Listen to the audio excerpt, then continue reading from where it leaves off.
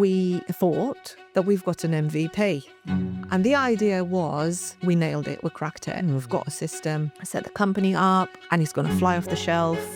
We're going to be millionaires in 2 years, and we're going to retire. We're already spending the millions. So we set the company up. And then we missed the train.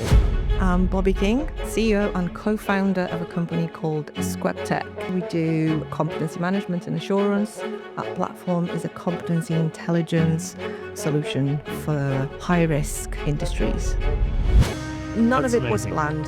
We were never going to hire. We were never going to grow. We are never going to go into payroll. Never, never, never. And here we are. Launched that in April at the beginning of the pandemic. And that literally flew off the shelf.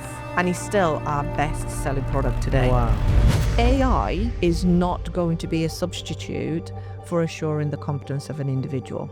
There is a danger that we are confusing machine learning with AI.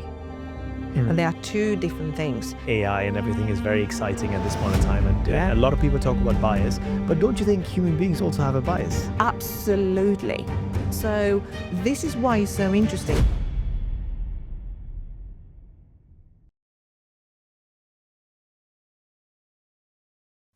Hi, Bobbie.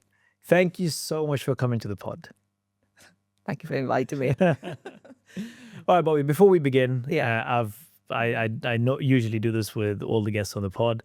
The premise is immigrants building companies. So just talk me through your immigration journey. Like, did you immigrate here? Was it your parents? Was it your family? And how did that whole journey start? So it's only myself here. My family is still back in Romania. And I have actually ended up in the UK by accident and through marriage. I finished university in Romania, and then I got a job at a company called Romero, which is a bit of an equivalent of British Aerospace in Romania. And my husband at the time was part of the in-country team. We met and we got married in Romania. We never really had plans of coming over to the UK. The plans were always to stay there, have a family, and we never thought anything about moving to the UK. He loved Romania and staying there. And then the project that he was working on, and I was working on as well, got cancelled. So overnight, we were in a position where we had to come to the UK. He took quite a lot of holidays. We were trying to get a job in Romania. I vaguely remember that at the time there was one of those things that for a foreigner to get a job in Romania had to offer something more than a local would have offered. And the industry that he was working in, it was very limited. So he couldn't get a job there. So all of a sudden, overnight, pack your bags and we moved to the UK. And it really was that sudden. I think the wedding was something in February, I think it was. And then by April, literally packed everything and moved to the UK. It was very, very sudden. And I've only ever been to the UK once before. When we were courting, he had one of his anniversaries at some sort of do at work, and said, "Do you fancy coming along?" And that was literally my first day in the UK. And my memory of that time was every single house in the neighbourhoods that we were driving around had the bins outside the gates. Managed to land in the UK on a bin day. It was absolutely bizarre. And that memory stuck with me. Ridiculous. So that's how I ended up in the UK. It literally was not planned. Okay, what do? We either stay together or we separate. Decision made. Oh, wow. So, so ended up at that time, I'm from a little village in the mountains, a place called Sinaia. My parents still live there. And for university, I was in Bucharest for 3 years. So I had a flat there. It was, I had my life, if you like. And at that point, I did had a reasonable good job. I had a reasonable salary. I was a graduate, so it comes with the same things as it comes here when where you do a university. I wasn't working in the field, but it kind of doesn't really matter. But all of a sudden, I came to the UK with no job, renting a end terrace, 2 up, 2 down, which had one of the rooms was closed because it was full with the owner's stuff that you couldn't even open the door. A really weird shaped bedroom. At one end there was the bed, and the other end was kind of a sideways building wardrobe, and in front of it we had to have pots to capture the water that was dripping through the ceiling. Oh my God. It was like, oh, where the hell have I arrived? So yeah, it was interesting, bizarre, and it really was a little bit like a roller coaster, literally overnight from one end to another. Oh my God. So yeah, and then of course there's no job. So it was never part of the plan then? No. It wasn't that, okay, now you guys are, courting, dating, get married, and eventually one day we're going to move to the UK. There was never part the plan. of it. Okay. Oh, no, okay. the plan was we are staying put. I don't actually even think that we discussed the possibility of leaving Romania. Wow. It literally wasn't even considered. It wasn't even, not only that we've never planned, but we've never even discussed the possibility of actually leaving and moving over to the UK. So literally was, now you're here, now you're not. Oh my God. So yeah, very, what can I say? 24, you probably haven't even processed what the heck I was doing. So yeah, and then kind of the reality started dripping in. But there were some really funny moments as well, because I remember we lived in, so the house that we were renting, it was in Rochdale, which is north of Manchester, and my ex-husband, he's an ex-husband now, he said, just don't stay in the house all the time, just go to Manchester. Look, you've got I think it was 132 and 133 bus. Literally just get outside the house, cross the road, that's the bus stop, going to Manchester. You'll recognise it because you can't miss it. And then coming back, where it drops you off, across the road, get on the bus, come home. Not a problem. So I got myself all tatted up. In what it was the equivalent of 1980s fashion, because in Romania we're about 20 years behind the fashion that we were here in the UK. So we still had kind of shoulders, we had long collars, we had mini skirts. None of that was here.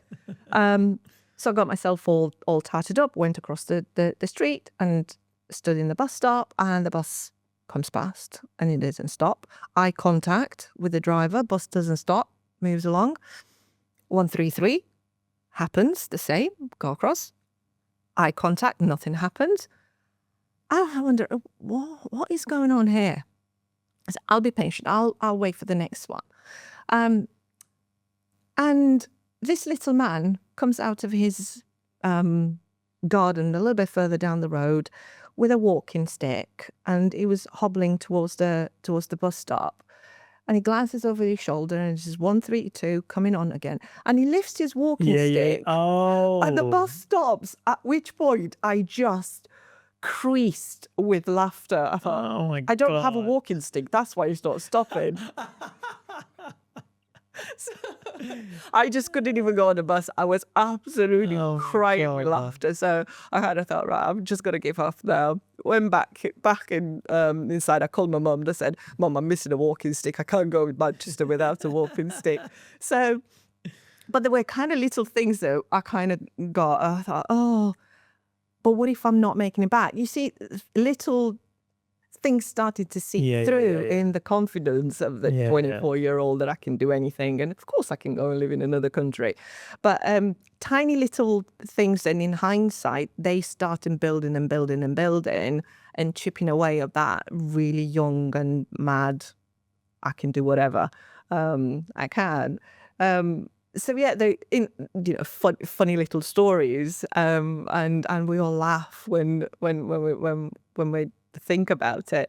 But yeah, so it was an interesting time.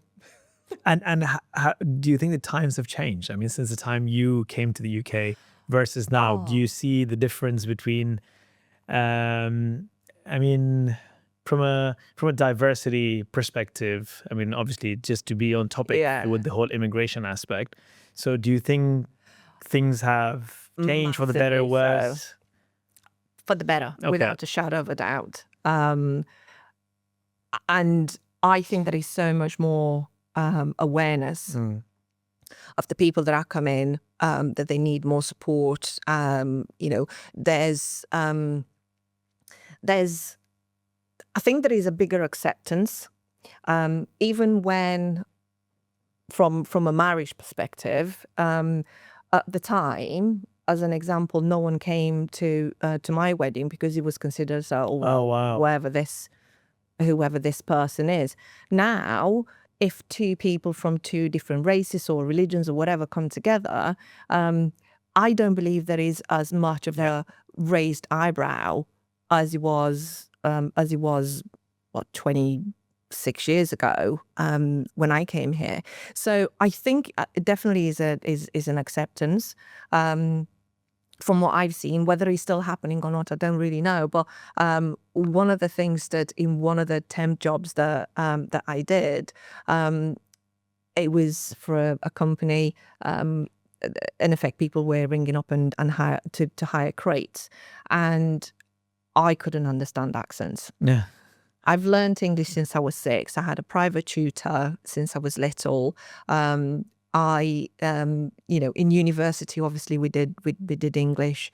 I had other languages, but when I came here, and in fact, even before I came here, I was struggling with the accents of the people from the in-country team. So it was a chap from Brough, from the northeast, and I could barely understand him. It was another guy from Glasgow. Even today, I don't understand Glaswegians. If it's a very strong accent, straight over my head, don't get it. But this particular company, even though they saw I'm struggling with understanding people at the end of the phone, I was still asked to answer the phone and take down addresses. And only when I think must have been a second or third day, even when people were spelling to me, I couldn't get it. Even today, if you spell with the English pronunciation of the letters, I don't get it. My brain doesn't compute it. So you have to go phonetic. Romanian is a phonetic language. It just doesn't compute. I can't get it. So I must have been second or third day. And I said, look, I can't do this. I just don't understand these people. And it's embarrassing. So they didn't let me go. But what they did, they moved me next door, which they had a big pile of documents that they had to be filed into these folders, and he was stinking of mice, and he was absolutely disgusting. And would things like that happen today? I would like to hope not. They may do, but I would really hope that things would have moved on in 25, 26 years. And if you do see someone in one's business where their English is not as good, you would actually do something about it. You would help them out one way or another. So I think that was probably, one of the things where I really did feel you were treating me different to everybody else that is in this room. I was the only foreigner there. And maybe I felt that a lot more acutely because I was in that. The treatment. Yeah. in that environment. Yeah. I'd like to think things have changed, I would hope or not like to think. Maybe my experience. So I Yeah. moved here just over 5 years ago, and before that, like a year. So this is the 6 years ago. The extra year that I was here, like I was just back and forth. I didn't really relocate, but then I started seeing the whole conversation around the importance about diversity, inclusion in the workplace. And for me, that like my brain did not compute. I'm like, what? Like really? Like I mean, people were adamant about having diverse teams and different Yeah. cultures and religions and races and so on. And in the last 5 years, I see somehow, and again, I can't speak for everyone else. It's just my personal experience, and I've Yeah. not lived in London, in the UK, only in London. So this is my experience as an entrepreneur within this city. I felt conscious about my accent and the pronunciations of my name and so on, but that was just me. That's Yeah. what just I felt. And then I came to realize, oh shit, wait, hold on, nobody's making me feel this way. Somehow now I've come to realize like people here are, I don't know, like immune to different accents or Yeah. skin colors or races or whatever. I mean, because London especially is such a big melting pot of different cultures and societies and whatever. Yeah. I think people are just immune. Like they actually don't give a shit. Yeah. And it's just like, it's really your merit. Like, I mean, like who you are and in terms of what you bring to the table, I think that's more important than anything else. So that's my experience, like my current state experience. Yeah. Yeah. To be fair, I think you probably would feel that in London because it's always been cosmopolitan, always has been, acceptance of tourists, because that is where Right. is quite a lot of. I think the reason why my experience was a little bit different is because it was a small village Sure. in the north of England Sure. Yeah. Yeah. where the acceptance is not necessarily as wide as it is in a bigger city. At the same time, having a job in Manchester city centre was a different experience Right. to that particular one. So I think if you are in a in on or around a bigger town area where there are a lot of tourists or a lot of immigrants which have moved and lived there, I think it's a completely different acceptance. But without a shadow of a doubt, the last 10 years, I would say, it's definitely been a big shift towards diversity and inclusion. In the last 5 years in particular, I think there are a lot of companies that really couldn't care less where you are, where you're coming from, what your background. Are you a nice person? Right. That's all the people care about. So it's been a massive shift in the 25 years, the 26 years that I've lived here, from then to now. And I think people care a lot more now. Yeah. Yeah. Absolutely. Absolutely, that you can see it, and there's an appreciation that actually these people who are coming here, they've not come in here to take our jobs. They're coming here to, majority of them Correct. are making jobs Right. for the people who are locals. So yeah, I mean, for my company, for example, I am I'm employing in the UK. Yeah. I live here. I pay my taxes here. Yeah.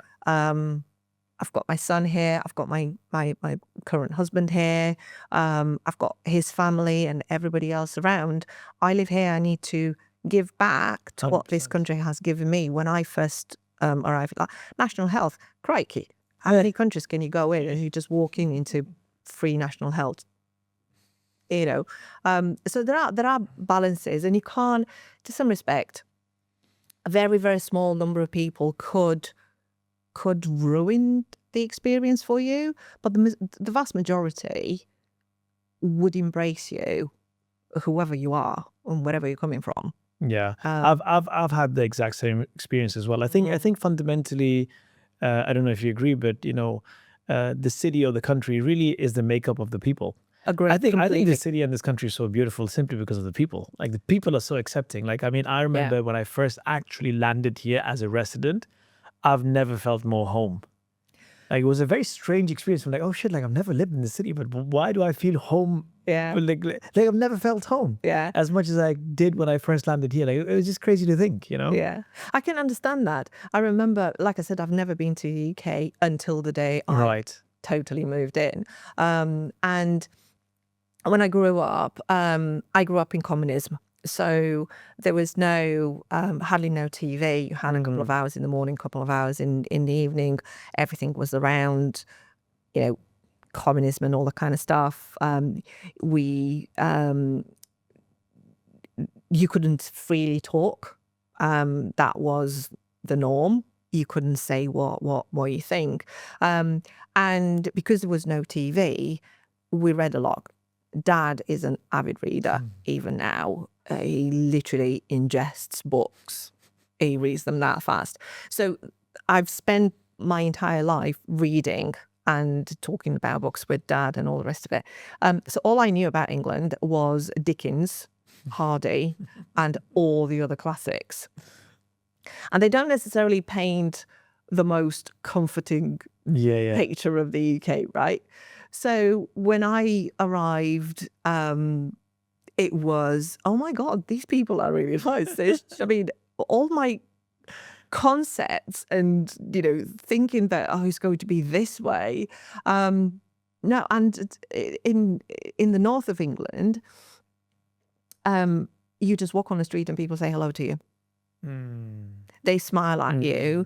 They talk to you. You don't have to know someone for someone to nod and say, hi, how are you doing? And the other funny thing is that they're a little bit more phonetic in the way that they use the English language.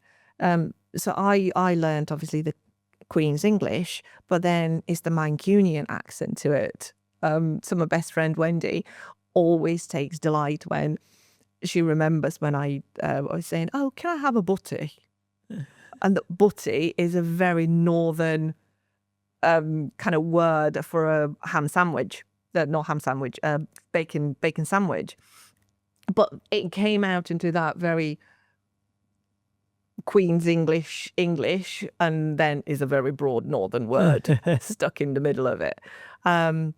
So yeah, I think things have definitely changed, and people are, without a shadow of a doubt, so much more acceptant. Do you feel so my experience, obviously, because I've not lived here as much as you have, sometimes I feel it would be nicer if I was maybe raised here or born here or lived here from an early age, because then I would understand these nuances like you just explained, or I would have so many more stories to tell and so many more people to resonate, and the places and many more memories. So sometimes I feel that's I don't know, a little bit of a thing that misses, like something that I miss. So let's say there are 5 people, 6 of us having a conversation, 5 of them, they are talking about so many different things which I can't relate with or I don't understand. Something, shit, it would be nicer if I was here longer. Do you think that changes? Or first of all, did you ever feel that way, and does it ever change? Yes and no. Okay. So you never feel like you fully belong all the way to your roots. So would I leave England to go back to Romania? No, absolutely not. This is my home. This is where I put roots in. Do I feel that is something missing? Yes, because I don't have my childhood friends here. And that is what is missing, and you will never be able to change. So for me to relate to my son throughout his school years, I can't do that.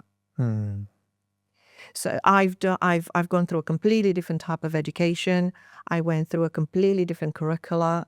I went through completely different expectations. those formative years are who made me who I am today. And regardless of how many years I will be living here, those are the ones that will define me.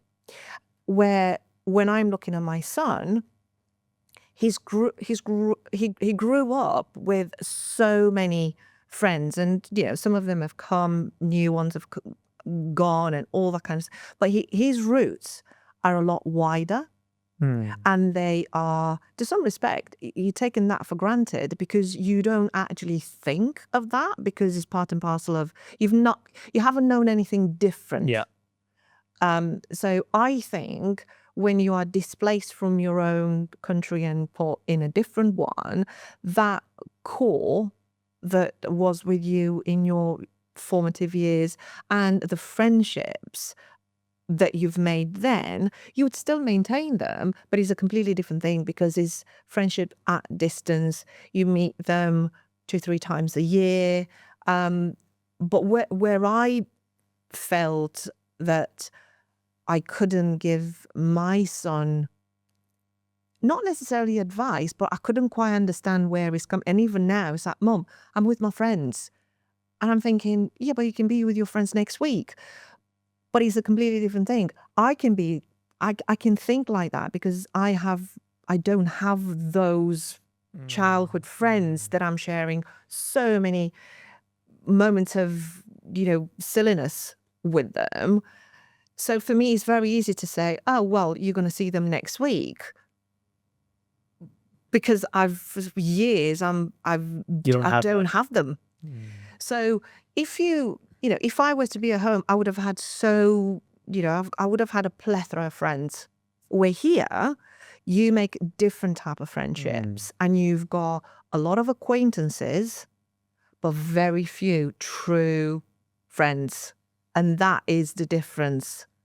I'm looking at my niece here in the UK and they are 20 in that group and they all live on the same street pretty much.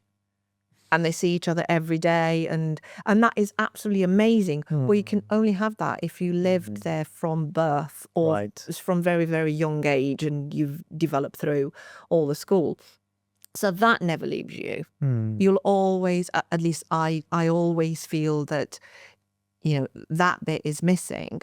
But also you kind of get used to it. But when you mention it that, when you kind of ask it direct like that, and then you reflect. Yeah, you reflect. Yeah, I mean, maybe because also for me, it's newish compared to you. So every now and again, when I'm in that setting, I'm like, oh shit, like I can't be a part of that conversation because I just don't know, and my lived experience is different from their lived experience. But then another question on these lines. So then sometimes I also feel, life is also all about perspective, right? So then you have to weigh your perspectives.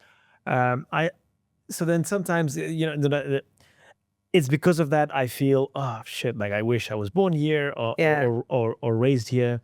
But then on the flip side, I also see opportunities and I just see the city in a different light. You do. So my experience is slightly different, whereas a lot of the times when I think, oh, I wish I was born here, but then I'm like, wait, it's actually better that I'm not, because like what you said about your son, sometimes maybe I would have taken things for granted, like you spoke about the NHS. Like I know everybody complains about the weather in this country, but I feel, oh wow, like, but hold on, it has great nature. Because I lived in Dubai all my life, which is a desert, compared to this. Everything is just so bloody green. It's just amazing. But it's only because of the weather. Yes. It's the amount of less sunlight and so many gray skies and so much rain and whatever. That is why you have the nature that you have, which is just absolutely beautiful. And it's just one example, but it just helps me look at this entire city and the country and the people also from a different perspective. So then if I weigh things out, I'm like, okay, because I mean, that is my past that I wish I had maybe differently, but it's my present and the future, my lived experiences today, which technically matters more to me. So I would rather have this lived experience with this type of lens, which makes me that much more grounded and grateful, if that makes sense. It does. Because I did not have this. So I was like, oh my God, this is so amazing. Yeah. And you're completely right. because I said, I said I've lived in communism. So one of the things that it's huge here is the fact that you can say pretty much anything you want. And this is something that unless you've lived differently, like you said about the weather, you can't appreciate it. So not being able to talk. We had neighbours, not us directly, we had neighbours that knew of other people that have said something and they've just gone prison overnight, disappeared. Wow. That's how bad it was. Even if it was a joke or something like that, you could not have said something out loud because you just didn't know who the person next to you would have been. Now that makes me appreciate so much more the fact that you come here and you actually have a voice. Yeah. And a voice is so powerful, you can do so many things with it. But I think from that perspective, I am so much more appreciative of what I have with living here. It's different. It's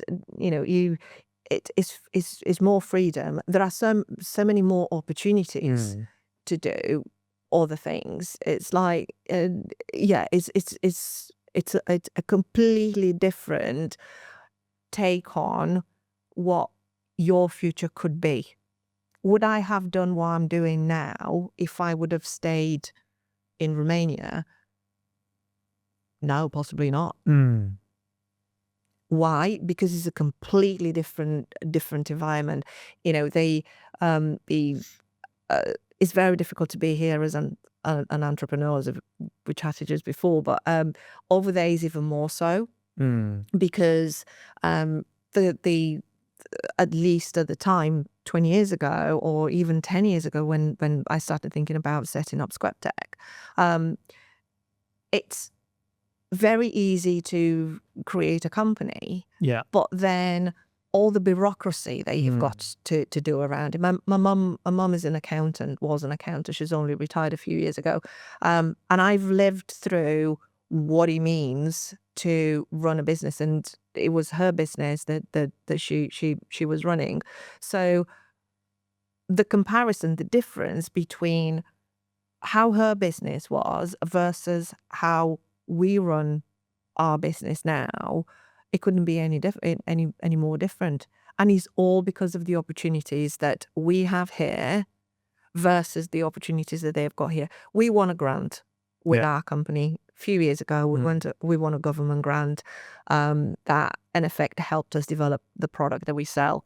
There's no grants in Romania. Simple example. Yeah. So there are so many things that people who are born and bred here that they are taken for granted, and you can't hold it against them because they wouldn't have known any different. But I think from that point alone, I don't think I would have wanted to change where I was born and my formative years, because I don't think that I would have had the same drive to what I do that I have now and I had. Mind you, the fact that I'm a little bit stubborn. Yeah, I think the same. And I think, this is not a general statement, but I think for the most part, if I were to speak about myself, if I was born in this system, because I think the system is amazing, but I would have just taken it for granted. This is just me. Yeah. I didn't have a choice, and I needed and I wanted something better for myself, hence why I'm here. But also, it just gave me the ability to look at things in a different way. And that hunger and that drive just, propelled and then just made everything, all that action, and that action then resulted into momentum and so on. So, do you think there's a correlation between, people migrating to the UK and creating success? Very interesting question. I think there is more drive into those people because they've experienced something maybe not as good. Let's put it this way. How many people, is that saying, how many people do really come to the UK for the weather? Yeah. Yeah. If you, especially the ones that are risking their lives, if you risk your life Yeah. to go across the border, yes, some of them might just be chances and, they end up not being nice people. But how many of those that do really make that crossing just because they love being rained on every other day? And I think this is the thing that there's a massive debate about. There are a lot of people coming into this country and all that kind of stuff, and people are paying for them, and I get that, totally get it. But what about those few that end up doing some really, really good things and creating jobs and creating opportunities? And what about those doctors that help those people? What about those scientists that are coming in here and helping with all sorts of research and all that kind of stuff? So I think, in my view, there should always be a balance between the judgment that is being passed on, and not just on immigrants, but people in general. You should not pass judgment of a person because you don't know the background, you don't know what happened in their lives, you don't know why they are in that moment at that particular point in time. So I think this is why I genuinely appreciate why we're here, because the majority of the people within the UK do care. And you can see that in how companies behave and the change that is happening. So yeah, would I change the country that I live in? No. It was hard enough first time round. So couldn't they do it again? Tell me about it. But yeah, I mean, even for me, like even though I have that which is missing, wow, I would never want to be anywhere else. I mean, this is like the best place I've ever been, and everything that you've spoken about, and then some, is just it's magic. And I'm just, and it's interesting to hear from you that it has become better last 10 years and the last 5 years. So it's also encouraging to think, oh wow, how the next 5 years is going to be and the next 10 years are going to be. Yeah. Only going to get better. Like, we are moving forward, which is fantastic. Yeah. Regardless of, like social media, especially these days, a lot of people are talking a lot of negative around the UK. There's a lot of people leaving the UK and so on. But I think this country is great and it has a lot of opportunities, and it's very easy to see the grass is always green on the other side. Always. Let's start there. Yeah. And we also always should not just demand, but also want things that are better. Yes, we should be moving forward. And like you said, I mean, we all have a voice here, which is fantastic. Yeah. But I think we also have a responsibility, like ourselves. And I think accountability, I mean, it's super important for us to take accountability. Okay, if something is wrong, I don't think leaving is the answer and just talking down the country or even the politicians or whatever it is. I think, okay, so where's our accountability? I think that's super important. Yeah. And I was saying, back to Romania. So there's been the Romanian elections last week, and I've been following them because the Romanian has been in a bit of a pickle for the last 30-something years, and that pickle got sour and sour and sour. And in the last election for the president, there was an extremely good guy that ran independent, and the country absolutely pulled together and voted for him. And for the first time since the revolution in 99, I think that potentially Romania's got a really good person at the top. And that was fantastic. People were promoting that on social media, and it was like, this is why this guy needs to be there. And then the elections happened, and yet people then started throwing mud straight away. Oh well, but did you see that he can't speak properly? Oh my and I God. kind of got, I'm not one to comment on social media or anything like that, but kind of went, can we just stop? Why can't we just be kind? Why can't we just not do that? Because if you carry on, if you throw mud and if you carry on throwing mud, what does that say about you as an individual? What does that say about, and if one person does it and then another person does it and then another person does it, before you know it, it's a national trait. So as you saying, if we don't take accountability ourselves for who we are, what we do, and our own responsibilities, then why do we look at politicians for them to do something any different? Well, guess what? They are there because we put them there. Correct. So if we don't turn up to vote, if we don't turn up and wanting to make a change, why are we throwing mud in the ones that are leading the country or leading a company or leading whatever the heck they might be leading? So I am a really strong advocate of, you've got a mouth in your head, use it. But Yeah. don't use it to throw mud or denigrate. Use it for the good. Because every single little bit of a good thing that you say or you do amounts for something 100%. so much bigger. So much bigger. And it's not difficult. My husband, Phil, always says, does it cost you to be polite? Yeah. No. Doesn't cost to say thank you and please. Why wouldn't you? Why wouldn't you? So we've come a million miles from all of that. But I think, if you look in the history, there are periods of times when we kind of slide and then we go back up again and then we slide and go back up again. I think in Romania, at least, I think in the UK, I think we've been more of a even keel. But Romania's kind of been on a slide for years and years and years. And it's so nice to see a guy that has been elected president and he walks his kids to school every day with a rucksack on his back, still living in his 2-bedroom Wow. apartment. And he's going to move somewhere, but not in the palace. He's going to go somewhere else.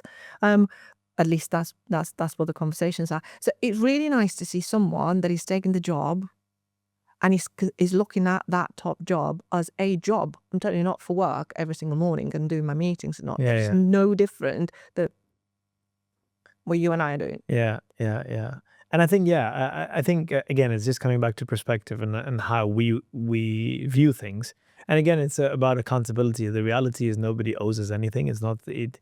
I mean, forget the politicians. Even your family, your mom and dad don't owe you anything. I think when you start from that place, that is when you have the ability actually to make a true change, and the true Correct. change starts from yourself. Yeah. And then if you can fix this and the 5 people around you, Yeah. that's how countries and the world changes. Completely agree with that. If you don't change yourself, if you don't keep yourself accountable every day, then who would? Yeah. It's not somebody else's duty to look after yourself. It's your own duty to look after yourself, to define who you are and how you are and who you want to be and where you want to go. People around you are there to support you, but it's equally your own responsibility to choose who you have around you as well. Correct. You could put yourself in situations where they're not good for you and you're going to go down. And then the people around you, the family, will be the ones that will grab you up and pull you up, and your friends, etc. But I think is our responsibility to understand who we are and what we want. And I think it's easily said and done when you get to maybe our age. Maybe the young ones are probably a little bit they don't know what they want, they don't know what they do. But I think as companies and as organizations, I think that's probably our job as well, not just to employ them, but maybe give them that kind of guidance as well. Oh, 100%. Talking about that. Yeah. How did this whole journey start? I mean, you're talking about responsibility and the people, and so now you have a company. Again, so the UK was never in the plan. No. Was becoming a businesswoman ever Yeah. in the plan? Okay, so walk me through that journey now. So what were you doing before that? So I did international relations. And when I came here, obviously I couldn't get a job in that area. A few temping jobs. I ended up working for a company called SSL International. It's no longer around. They were bought by Reckitt Benckiser. And I had a 6-month maternity cover job in documentation for a guy called Derek Challoner, who's an absolutely brilliant guy. We still keep in touch. He's awesome. And my first job was to type up all their specifications. So what they were doing, we had a factory in Peterlee, and they were doing pills and drugs and stuff like that. We had a factory in Redruth, and the shawl products were made there, like Tubi Grip and all those kind of things. Actually, the Tubi Grip was in a factory in Oldham, and Durex was the other brand.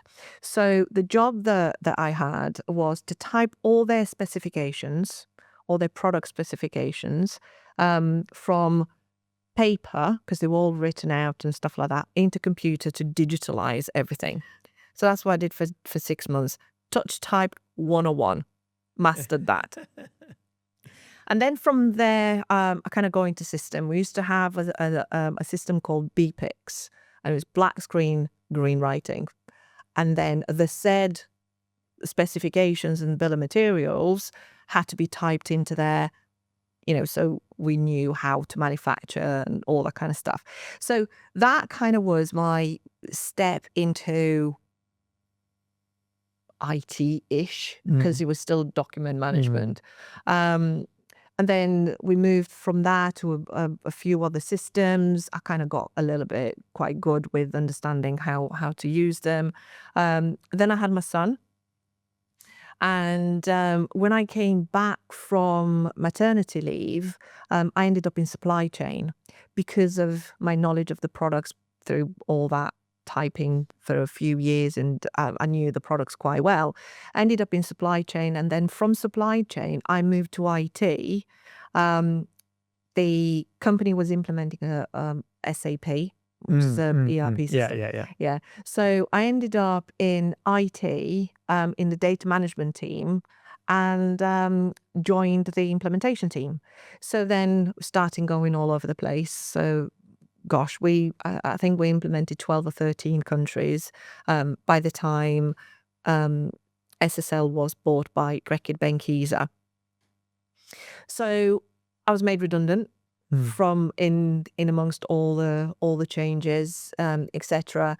Just before I left, I kind of sidestepped from SAP into another system, which was called Trackwise. It's like a quality management system. Okay. And that's when I kind of got to actually configure it, and I really loved it. So when I took redundancy there, I moved at another company called AMEC as a business analyst. But as soon as I got through the door, I got given this project to manage. And we were looking for a competency management system. The one that was in situ must have been 25 or 30 years old, something like that. And then he was running on a box under someone's desk. And it needed changing, and it was old technology. Anyway, we went through an awful lot of systems to see whether we can buy something off the shelves, and we couldn't. So I ended up running that project to, in effect, do a competency management system in-house for the organization. And because we, in effect, built it from scratch, we started designing that on a flip chart. And I absolutely loved it. That is literally how I got into software development. Wow. Through that. And there were some great years. We took that product through, I think it was 3 phases by the time I was made redundant again. Implemented it or rolled it out to 60,000 people, because in the meantime we acquired another company of similar size, so we ended up about 60,000 people. Then we did a lot of integration projects where we had an awful lot of disparate systems and we all needed to talk to each other. So I kind of spent an awful lot of time with the development team and got technical on a level that I can understand and do system architecture without actually writing the code. So I understand the principles, I know how to push, and that is when I got my confidence of challenging, and I kind of find my voice and I found my feet and absolutely loved it. So when I was made redundant, I remember my friend and I were at my house, and we were having a few glasses of wine, a few glasses of Southern Comfort, and we were talking about, can you just imagine, to do a competency intelligence side of a system that you can do assessments, but you also have another layer of assessing behavior. How do the two of them get together and completely and utterly starting spouting ideas one to each other? And Sarah said, well, look, if you write the requirements, my husband is going to write the software. Oh, wow. I kind of went, okay then. So did that. I then started doing some consulting work on the side, integration consulting type thing. So again, system talking to each other, that kind of stuff. And in the background, Sarah and I wrote these requirements, and I never got them to a point. So right, we'll give them to John. So John went off and built it, and Sarah called one night and said, John wants to show you something. I said, okay. Are you free at 8 o'clock? Yeah, I can make it work. So 8 o'clock, went into Zoom. John shared his screen and he started showing me, so you do this one here, you do this one there. Completely different to what we did at AMEC. Completely taken it to a different level. So it was one of those moments where I've got a really bad habit. I can't sit still. I can't believe I'm actually sitting still here. So I was swiveling in my chair. I've got one leg up, and corner of my eye caught something on the screen. I can't actually tell you what it was, but it was something that he was showing on the screen. And I swivel back, get myself, and I kind of went, wow, this got legs. And then it was just complete and utter focus. And okay, right, John, can we do this here? Can we do that there? Can we have that workflow doing this? Can we, do these roles that we need to assign them in this particular way? And John was like, yeah, we can do that. Yeah, we can do that. We can do that. So by this must have been early summer, I think. By October, we thought that we've got an MVP. And the idea was, we nailed it, we cracked it, we've got a system. I set the company up, and it's going to fly off the shelf. We're going to be millionaires in 2 years, and we're going to retire. We're already spending the millions. So we set the company up. We were so excited about it. And then we got out there, and I've never sold a thing in my life at that point. John was tinkering away with the systems. I don't even think I'd taken me into sales, not a problem. So we put loads of our own money into it. And it must have been about 6 months down the line, and kind of went, okie dokie, we need to do something else because this pot is tiny bit dry. So thankfully, through my consulting that I was still doing on the side, we started landing some projects, some integration projects. Okay. So then we took our first project. It was a large project for us, and I kind of went, okay, so what we can do, we'll slow down development, we start picking some integration work, and we're going to start funding the build of the software. And it was absolute instinct. If I could sit here and say, like, yeah, we did it and we planned it. It was absolutely no planning whatsoever. None. It pure instinct on, yes, we're going to go down this road and we're going to do this piece. We've got a great partner that we worked with, and we still are. He's one of our biggest partners that we're working with at the moment. And we started saying to them, look, we can do integrations. We can integrate your systems to anything else. So before we knew it, we had two areas of the business. We had the development of the system that we keep trying to chip out that no one was buying at that time. And we had the integration side of the business. And that grew. And we then got people in. And that was the start of my I Will Never series that I keep saying it and it's still going back on. I will never, and I will actually do it. But we said, no, we're never going to hire. That's far too complex. We're not going to hire. So then we went and hired. So we had one person and then we had another person. And then we built a mini product. As it happens, we launched it right at the beginning of the pandemic. It wasn't planned at all. It was a Teams integration between this product that we implementing, these partners that I mentioned, and Outlook and Microsoft Teams. And we launched that in April at the beginning of the pandemic. And that literally flew off the shelf. And it's still our best-selling product today. Wow. And from that point onwards, we've doubled turnover and we've doubled net profit for the first 4 years. We were flying, and we were doubling workforce as well. We absolutely were flying. In the middle of that, we got our first client for eSquep. And it was absolutely amazing because they helped us, started to tailor it for blue light sector. So there was a lot of functionality that we put into it that it's specifically designed for them, we thought. But since then, we see that what's needed in that platform is actually in every single highly regulated industry, not just the blue light sector. This is where we kind of are now, but we see all of that need across all these other sectors. Is incredible. So that's basically how we started with the product, threw all the money into it, didn't work, obviously. And then we went on integrations, and then there was another opportunity.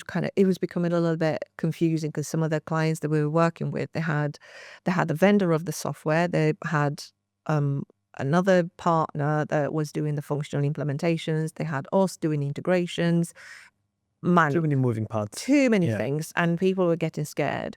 So another decision, right, we're going to get implementation partners in, implementation consultants in.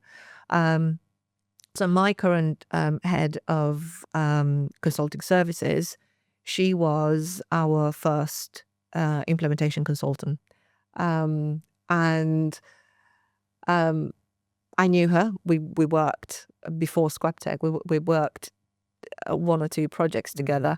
And I heard she was made redundant, and I rang her and I said, do you want a job?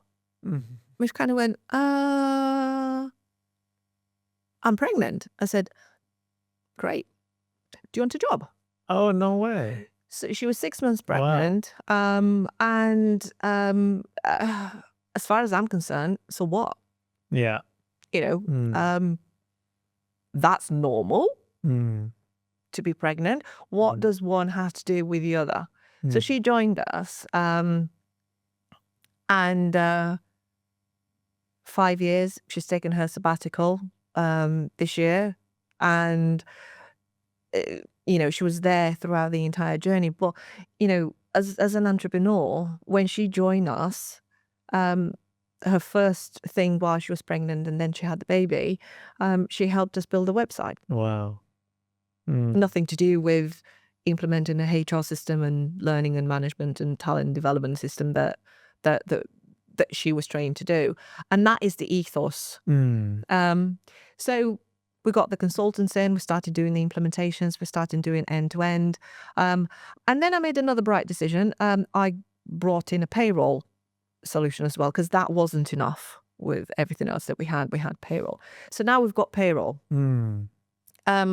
So yeah, there's a lot going on. We're almost 30, depending on how we count. So we've got staff, and then we've got some consultants that are kind of dipping in and out where we need them. So if you count everybody, it's about 30 of us. And we keep growing. We've just hired 2 people this week, or offered this week. So that's how, but none of it was planned. Yeah. We were never going to hire. We were never going to grow. We are never going to do, I don't know, to go into payroll. Never. And here we are. And I'm still looking for opportunities. And it's one of those things, my brain never stops. And going back to where we're talking about how things have changed and where we're taking things, there's some really fantastic stuff that is in this head that we want to bring into the platform, that not only this assesses whether a person is right to turn up for work because they've got all the qualifications and the proven competency to go and do, but where I want to take the product to is to actually align that to the mental health of that person that goes out. Okay, put it into perspective. You're a policeman or you're a firefighter and you're in a dangerous situation and you just brushed through a near-death experience. You still have those qualifications day after, right? You still, on paper, you still trained, you're still ready to go into action. But are you really ready to go into action if you have had a major incident that you have been through today? Well, no. And the thing is, people know about that and they are kind of mindful of it. But wouldn't it be nice to be able to have a bit of a measure?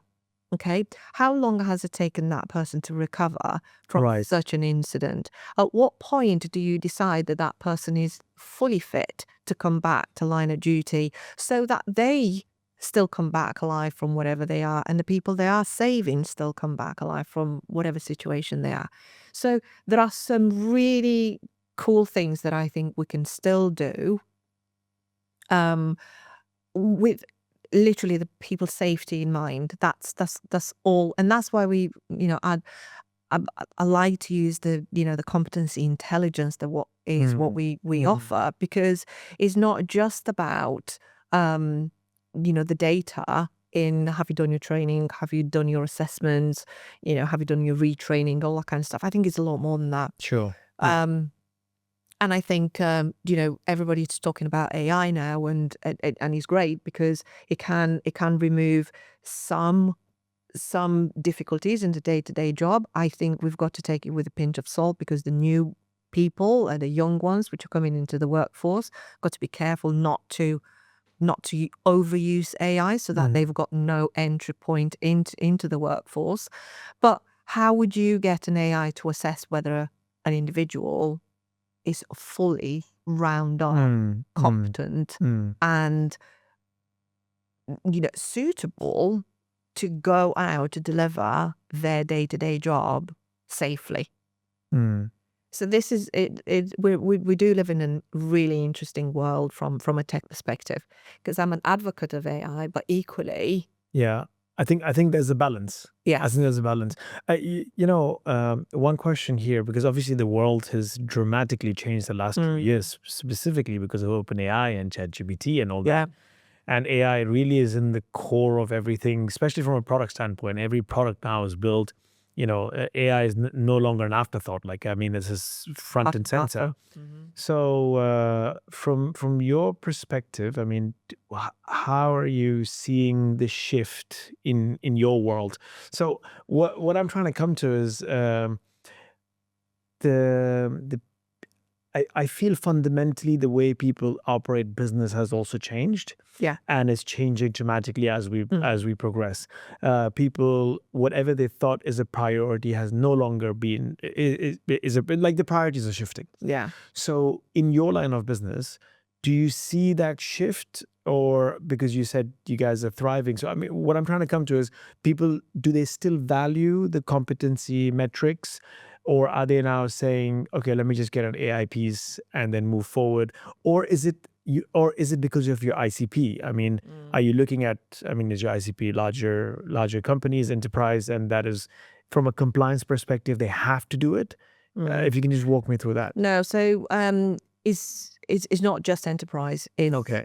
any level. Literally, is high risk, high compliance. So has the perception changed? Depends on the industry and depends on the vertical. So take construction or fire services, or I don't know, ambulance. AI is not going to be a substitute for assuring the competence of an individual. And I'm just going to stop on that, because there are a lot of systems out there, ours included, who always had a level of intelligence built within them. So I think there is a danger that we are confusing machine learning with AI.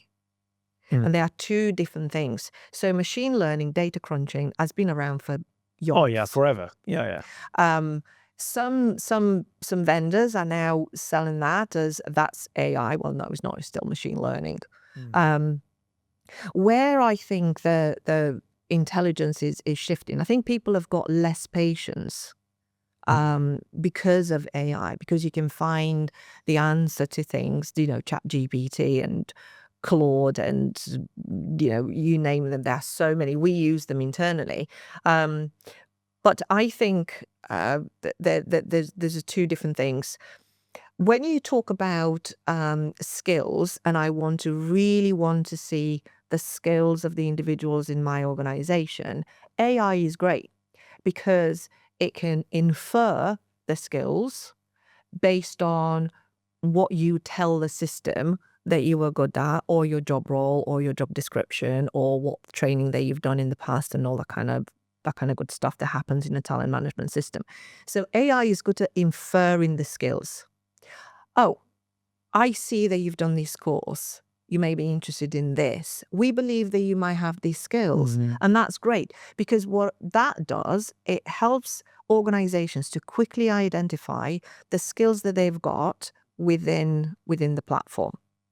Great. Some verticals, that's enough.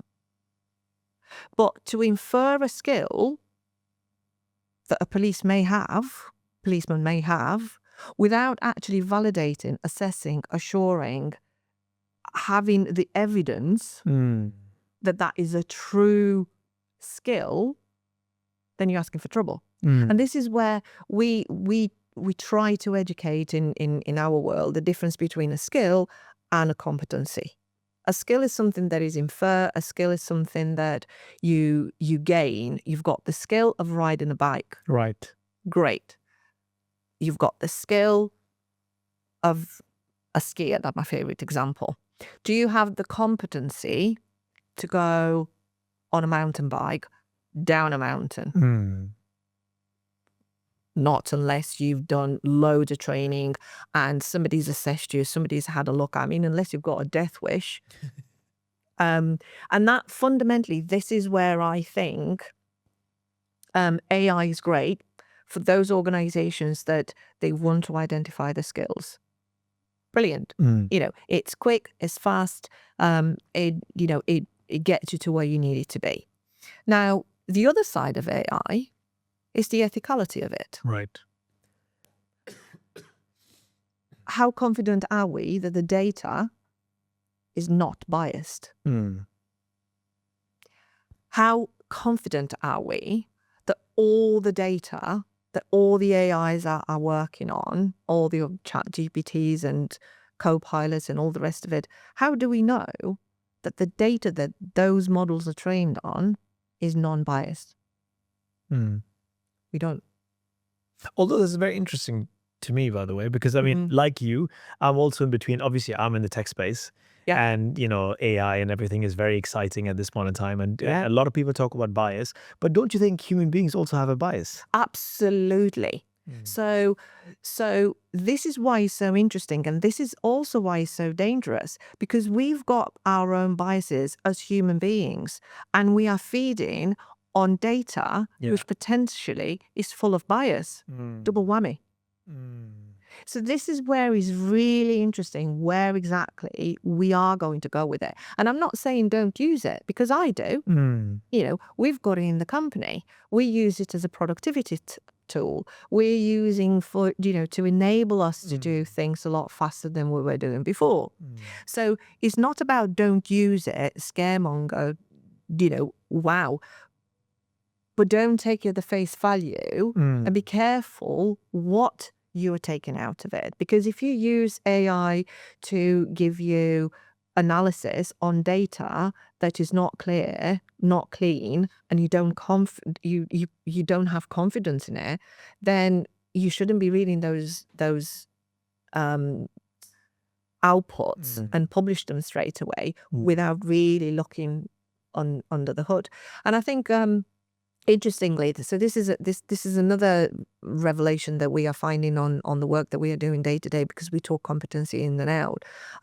You would think that there are frameworks out there that people know exactly what they want and how they want it and all that kind of stuff. You couldn't be more wrong. You've got two organizations from the same sector, both building skyscrapers. Oh, yeah. And both of them are doing things differently, and there is no standardization. So this is again, so do you use AI to do that?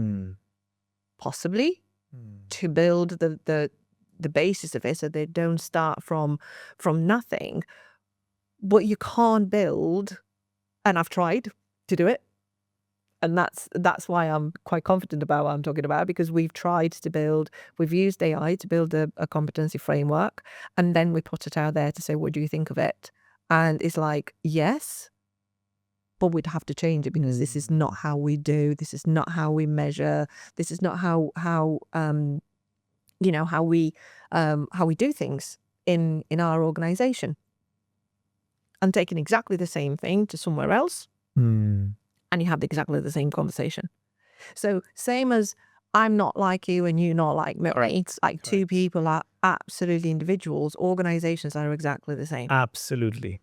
And obviously we're in the HR space, so I know this firsthand. Like you rightly said, same company size, same industry, same everything, but it's because the people within those companies are different. Everything just changes. Correct. And processes change, the way they measure success changes, like everything just changes. Yeah. Just coming to, so I get where you're going, but I quite have not understood why the shift in focus to payroll. Can you just walk me through that? Where did that just a wild come in? thing? Yeah. Okay, fine. Because I was like, okay, so now I'm connecting the dots, but there's a big disconnect here. Like, what just happened there? Absolutely. So, so that was one of those things. We really, really wanted to work with this particular client. Okay. And the deal was, we need a payroll solution to be able to take that HR platform. We need a payroll solution. So, that's how we ended up in payroll. Okay. But you're still continuing that on. We're still continuing down that route. And it's an interesting thing. I think it's because we're all so techie, and because it's a challenging kind of area. We're not doing very well in that sector. I'll be very honest. We do have some clients. The software is brilliant. It's not fully our own developed software, so we work in partnership with somebody else for the back end of it, and then we wrapped it up in a lot of other kind of jazzy nice things at the front end and integrated it. So we've kind of rebranded it at SquepTech. Everything has got Squep in the name, but he's doing he's doing reasonably well. But that definitely was one of those Yeah, it'll be easy, won't it? Yeah. I mean, and the reason I ask you about payroll because I can relate. So so we've made our own payroll. And again, it was one of those, how difficult is this going to be? Like, what the hell? Because now we've built this HR system because when we started building the HR system as well, it was like, oh, how difficult it's going to be because we were in the mental health space. So purely, it was more of a service-backed business than the actual tech play. Yeah. But we're like, oh my God, it's just horrible. Like, it's just a big Pandora's box. But then Yeah. and then because we built everything, we're like, okay, so how difficult payroll is going to be? Like payroll's payroll, yeah, whatever. Like we make payroll every single month, right? Wow, it's like it's crazy difficult. Yes. It's crazy. So I can, and that's why I'm like really. Like, Yes. why did you get into payroll? Yeah, madness. Uh, Yeah, completely and utterly. Do you know, sometimes when you just don't sit down and don't process things through and you get on with it. And, I mean, don't get me wrong, we still have that client, I think, is what, 5 years on, I think. Oh wow. So we still have them on. They others that have joined since. And, to some respect, it is nice to have that offering because if we do have,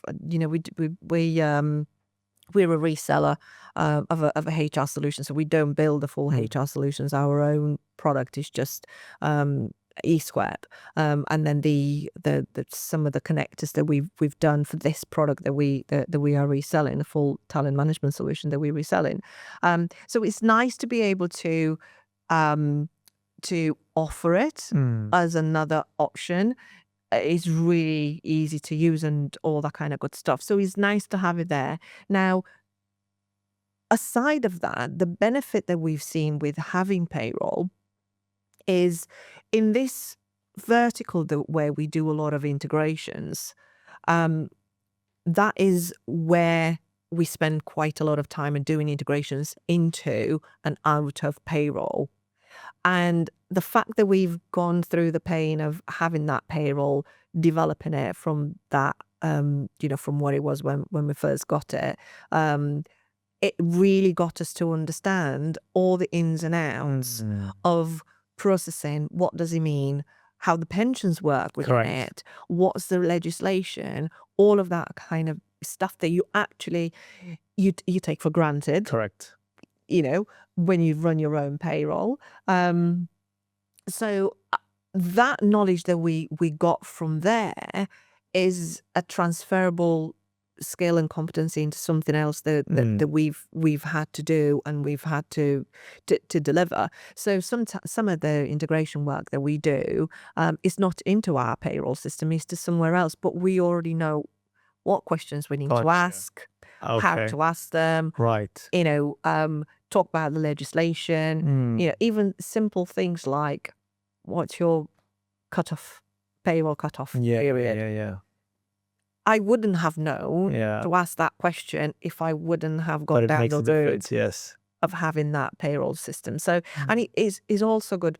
One of the things that we do pride ourselves with is we don't lose clients. I think we've lost 3 clients only because sadly they went bust. But typically we don't. The clients tend to stay with us, and if they do move from one system to another, they tend to want to stay with us, whether it's a system that we resell or a system that we know how to implement or one of our systems, or they'll ring us up and said, we're going to go to a different software. What do you think? Should we go down that road? So we get consulting into all sorts of weird and wonderful areas just because we've had the guts of going into so many areas. And then on the other hand, how far would you go on a bike with just 2 wheels? Why not have a car with a reserve in the boot? And that's taken us through pandemic. And over not through pandemic, through the other side of pandemic, when, people, we also, I don't know if you see this as well, but we've seen a shift in that a few years ago, people were buying all-in-one HR solution with payroll, with learning and all the rest of it. And then they came out of that and they went to best of breed. Oh, I want that HR system and I want that payroll system and I want that LMS. And now they're coming full suite back into, I want everything in all in one. Yeah. all in Yeah. one. Yeah. Yeah. So, from that perspective, because we've got all of these areas within the business, when this trend is going up or down, we've got another part of SquepTech which carries the rest That of makes it. sense. That makes sense. So if we were to only have done integrations, there is an argument that people always want to do integrations. However, AI might come and take that bit. Correct. Okay. Correct. So this is where, as an entrepreneur, if you don't go down that route, the first thing that you need to do is just to understand that if you see the opportunity, sometimes thinking too much about it is just the wrong thing to do. Grab it, do your best, and if it doesn't work, fine. But what if it does? And you haven't taken that opportunity, and then you missed the train. Yeah.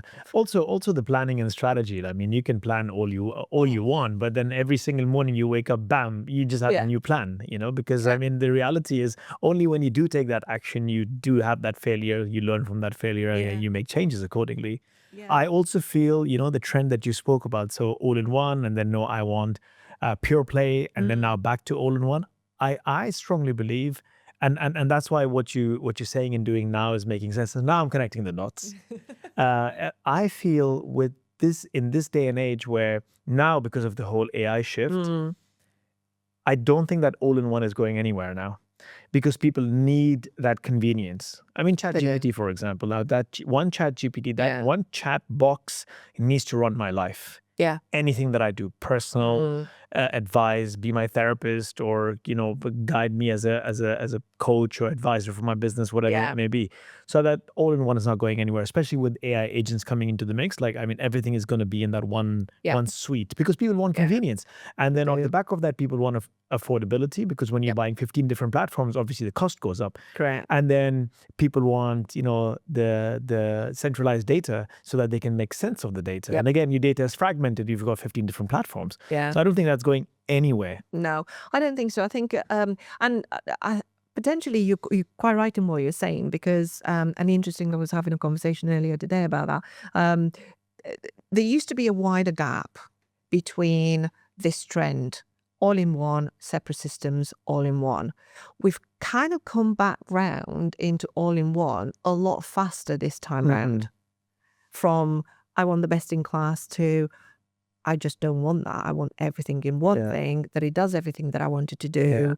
And yes, I'll accept that I might need another system, but not two major systems. Correct. I will get another satellite system to give me a niche need, but I need everything else to be in one place. So I think what you are suggesting, I think is potentially where people are going towards. Like, unless you are in a niche vertical, right? I think from a general HR talent management, it makes more sense. Correct. Plus, all the prices are going up, right? Oh no, absolutely. So the less systems that you've got, and the other thing, one of the things that we are talking to our clients about, and again, because we're in this sector, integrations are always your hidden cost. And you only find about that after you bought two systems. When you have multiple systems, exactly. You're like, oh, and so hidden costs into the actual cost plus the time, and then the stress that comes off the back of the time spent as well. And it's never, oh, it's going to take me 2 months. That's also never the case, Plug in and play. Oh no, that's never the case as well. And you see a lot of companies as well now. There's major acquisitions going on, and so I think that shift is also I think that trend is also maybe gonna change into all these new companies coming in and just creating everything from scratch, because you do have that Frankenstein approach when you have all these major companies buying a lot of different companies. And that also becomes a little bit clunkier user experience and user journey. So I think the world is shifting from that perspective as well. It definitely is. And I don't think that people are as acceptant anymore of that mix and match of oh, I've got that or I've got the other. And I think sometimes there is a big risk, especially if you're big and you're a big name and you carry on doing acquisitions and all the rest of it. And at least from what we see, some of the clients lose trust in that particular vendor, because it's very then difficult to see what do you actually want to do. Because when acquisition happen, it happens for this company because of this reason, and then it happens to this company for this reason. Great. But then you have to integrate them, and then you have to bring them into the overall strategy. And invariably, that overall strategy will have to change. It'll have to shift to adapt to taking new systems on board. So some customers would be absolutely fine with that, but some customer would kind of go, okay, so where does that leave me? So it can come with huge benefits, but it can also be quite detrimental. And also it's the right time, right place, I think, as well for certain acquisitions. But we all know that the big people are buying for the revenue. Oh yeah, no, absolutely. It's how sexy can you make the business look? I think that is the key, right? That's the key metric. Because maybe they themselves are thinking of an exit through a private equity, or they're hitting IPO, whatever that may be. So where's your future looking like? I mean, where's the vision the next 3 years? Where are you going? Gosh, I know we spoke about not having that grand plan, but I mean, just on a very high level. So payroll stays. Okay. The random one stays. There's a good LTV on payroll anyway, because it's very difficult for people to leave. So that is true. That's smart. Yes. That is true. Yes. That is very true. That's the wheel in the boot. Yes. The spare in the boot. So where we're going to go, we do have quite a very aggressive roadmap for the product. And there are some really good, nice things that I want to bring into it, which are all around combining behavior and assessment of behavior from given circumstances as part and parcel of the assessment that we do within the platform. So there's a lot of stuff that we want to do within the product itself. So I think for the next 3 years is embed where we are, carry on growing the brand, establishing ourselves in that niche of competency intelligence, and just do the best that we can and be the best version of who we are. And there's no exit in sight. I think that's a good, it's one of those, you raise money when you don't raise money. You exit when you don't want to exit. I think not having that exit inside forces you to run a potential, viable, healthy business. Because then you're focusing on your bottom line, you're focusing on profitability, you're focusing on your EBITDA margins and so on. I think that is and then, it's one of those, like you don't earn money when you focus on earning money. It's a product and the service. Then you are actually potentially looking to, you become a much more sexy company to be acquired through an exit, because you're not thinking about an exit, if that makes sense. Yeah, and I think that's probably the proof in the number of calls that we get in.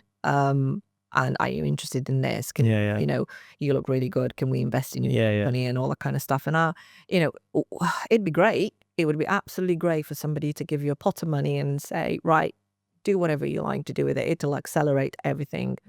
But on the other hand, our vision, and I'll be honest, my vision to where I want to take the company and where I want the people in the company to come with me on that journey, I will not be able to guarantee that. It will reside in somebody else's pocket.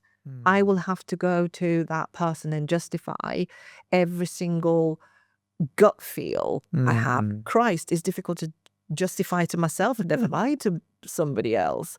So fundamentally, I know there is a lot of interest. I know that, there's a lot of people tapping and knocking on the door and want to do. And I know that we could potentially go a lot faster. But we are going fast enough at this point without, and we've, to some respect, we've got our own destiny in our own hands. People in the company would, they would feel threatened if I were to do something like that. And under no circumstances do I want anyone that works in SquepTech to feel that I am after money, as opposed to I actually genuinely believe in the product that we have, and I will spend every single second to make it the product that is in here. And I know that is going to genuinely contribute to what's happening in certain sector and with certain people in certain places of work. So it would be remiss of me to go down the path of investment and risk that, that ethos and mentality where I believe that we can take the company, let my people down. I don't think, see, when you put all of these together, I can't treat the company and the people within the company just a number. They believed in me. They came into a small organization that, is not going to guarantee at the time when they started whether they're still going to be employed in 6 months' time. And some of them, like I said, some of them, they're having their sabbatical. They've been here for 4 years. And you can see them grow. You can see them thrive. You can see them every single day is different. Because I don't stay still, and we challenge people all the time in the good way. And whoever chooses to leave the company, I know for a fact that they will be equipped to go in any other role because we have spent the time to nurture them, yeah, and give them all of these opportunities on all of these avenues. So that's what we're going to do for the next 3 years. There's the product that we need to deliver, but there's as a whole, we all need to take something back from the company for the years that we've all spent of building it. Because it's not just me. It might be my idea, but I can't do that on my own. John and I can't do this on our own. 3 of us can't do that on our own. It's collective. Every 100%. single person that is in that company works towards something that is going to come back to them when we're going to make it, in whatever shape and form that might be. Like we call it Squep Together. We're back in London next week, and we're going to cool hotel here in London. It's probably the fanciest that we've done up to now. There's some nice things that are going to happen, of the 2 evenings. That is because we've just got some nice contracts this year. And, sometimes it's not the pay rise that is important, is absolutely overall that you get back. Absolutely. And this is why I think we've come full circle. You started with the why, and I think that why is really important. And I'm glad you've still held on to the why. And I think it's okay for your why to change, but maybe the core of the why remains. So I'm glad that you still have that why, and you still have that vision, not only for yourself, for everyone attached to you. I think that is super important. I deeply care about people, whoever they are, and whether they my family, or people that are around me, and most certainly everyone who's in the business.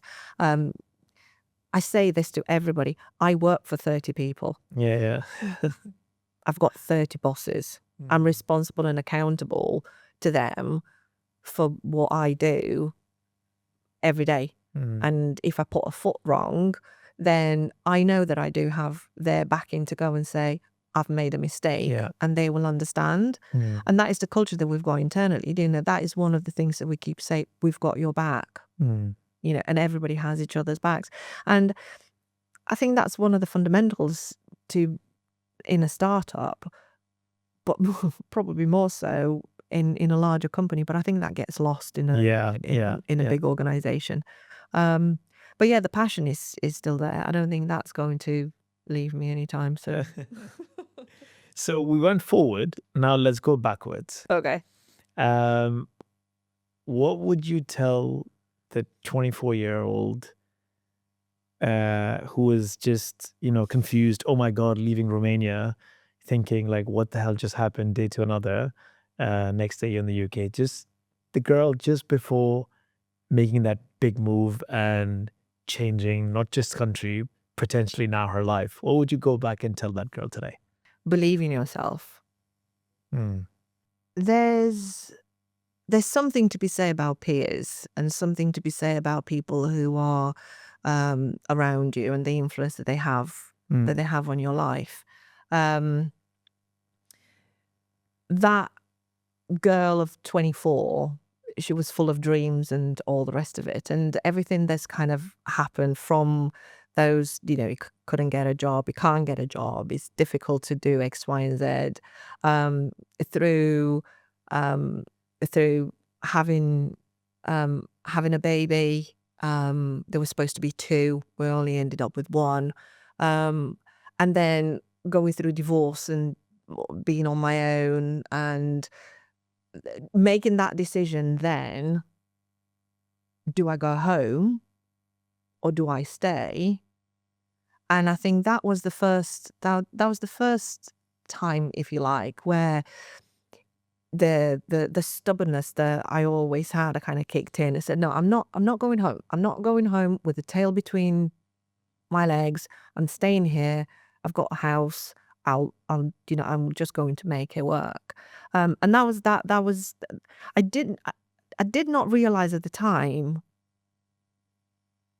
the courage that I must have had to make that decision. I don't think it sank in. When you're thinking back, it's like, wow, how the hell did I just have that strength to just make that decision?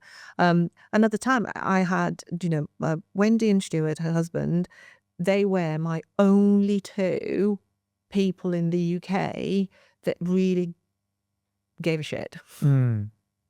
And yet I stayed. And my mum and dad used to fly to the UK to look after my son when I had to go abroad with work. And they are inseparable. And it was the only time ever that they left each other home. Oh, wow. Because they could, I think mum still had the business and dad still worked. And I remember dad came on his own and looked after my son for a week. He had a panic attack when I got back. He must have been so terrified that he was left with a 2-year-old on his own. And he wasn't feeling very well either. And I think one kind of got to the other. When I landed back in the UK, we ended up in hospital because dad was, Oh my God. having, we think, oh my God, what's going off and stuff like that. And they did diagnose it as a panic attack. But regardless, so, not only I put them through all of that, but I put myself through all of that as well.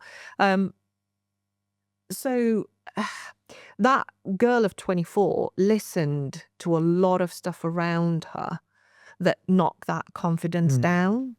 And that's one thing. And I think the other thing I would say, just take the elders' advice. Because potentially some of the stupid things that you do when you're young, they could be avoided. Yeah. But I think is that, I mean, is building the confidence to do what I'm doing is because of, Phil, who's my husband, got engaged after 17 years. Oh, wow. Congratulations. Thank you. But he's always my husband because, 17 years together, we're there. He's listening. I know, he'll be listening. But he was the one that he's in effect started to piece me back together to the confident 24-year-old. And is I'm going to fill up now. He was the one that kind of gone, I know this girl can have so much more. And he's been there, I've been, after I was made redundant first time round, and then I got the second job. There's been a horrible situation at work, really horrible. And that was, knocking me down, palpitations and panic attacks driving into work. And it literally was, the lowest that I've ever been. And I remember Phil was working away Monday to Friday, and he was home on the weekend. And he came home the weekend one time, so we kept talking about it, and kind of, right, I had enough. Sit down, get a piece of paper, here's a pen, write down everything that you've done since you got into this job, and everything that wasn't done before you got into this job. Write them out. That on that side paper, this on this side of the paper. And then you take that paper and you go back into the office and you sit down and stand your ground. Because at that point, it was a conversation about, are you sure you want to have this job? So I went in on that Friday, and I was shaking like a leaf. Didn't have the paper with me because I tried to memorize everything. All the questions were closed questions. Phil said it's a yes or a no answer. And I sat there and asked all my questions. And at the end of that, I said, on the basis of your answers, I will not leave my job. And I walked out the door. And remember one of the girls, she went on maternity leave. She was on maternity leave for 12 months. She came back from maternity leave and she went, oh my God, Bobbie, you're still here. I thought you were gone long by now. It was that bad. Wow. But that, I can't describe what that did to me. Well, Phil sat me down and got me to literally write out. And I don't know whether, what kicked in, but it was that, it's the fact that I knew that I can come home and there's someone that does a reality check. And don't get me wrong, if I do something which is not right, he'll pull me up on it.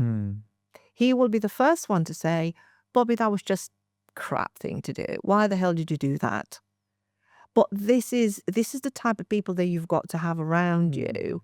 And they are the ones that will pick you up and carry you through ups and downs. And so part of why I'm here and I do what I do is because he happened to be in my life. So yeah, we're both fiery characters. We all, hands in the air and that kind of stuff. But there's nothing that he wouldn't do to support me. Yeah. There's nothing that I wouldn't do to support him as well.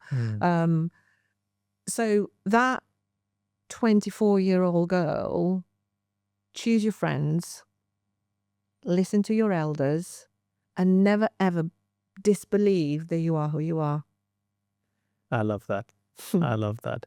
Hopefully there are a lot more 24-year-olds listening to this pod, and Hope they so. can and they can take that away from you. And Bobbie, this was an absolute pleasure talking to you. You're doing phenomenally well, and you've inspired me, and hopefully you inspire not just 24-year-olds, a lot of other people as well. I wish you all the best. Thank you. And it's great what you're doing. You and I should talk separately after this pod anyway, because I see there's a lot of synergy between us anyway. Sounds like But it. yeah, but I mean, thank you so much for coming. This was an absolute pleasure. I wish you all the best. And hopefully whatever we've spoken about, the future tense, the next 3 years, you get that and then some. So wish you all the best and your team. Thank you so much. It's been an absolute pleasure, and I can't believe I've just not stopped chatting. Well, I enjoyed all the chat. Thank you for having me. Thank you. Thank you.